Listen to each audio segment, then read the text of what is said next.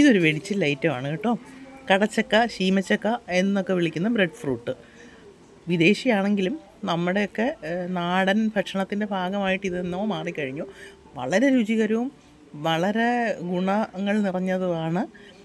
ഇത് ഇപ്പം മഴ തുടങ്ങിക്കഴിഞ്ഞപ്പം വിളഞ്ഞ കടച്ചക്കകളൊക്കെ അല്ലെങ്കിൽ ശീമച്ചക്കകളൊക്കെ എങ്ങനെയെങ്കിലുമൊക്കെ എല്ലാവരും കഴിച്ച് തീർക്കുകയാണ്. അപ്പോൾ എന്ത് ചെയ്തു, അല്ലെങ്കിൽ ഇനി നിന്ന് കഴിഞ്ഞാൽ വെള്ളം കയറിയിട്ട് ചീത്തയാകുന്നു. അപ്പോൾ നമ്മൾ എന്ത് ചെയ്തു, ഇതങ്ങോട്ട് എടുത്ത് കുക്കറിൽ വെച്ചങ്ങോട്ട് പുഴുങ്ങി, തേങ്ങ ഇട്ടിട്ട്, തേങ്ങാപ്പാൽ പുഴുങ്ങി കഴിക്കുന്ന കാര്യങ്ങളൊക്കെ കേട്ടിട്ടുണ്ട്.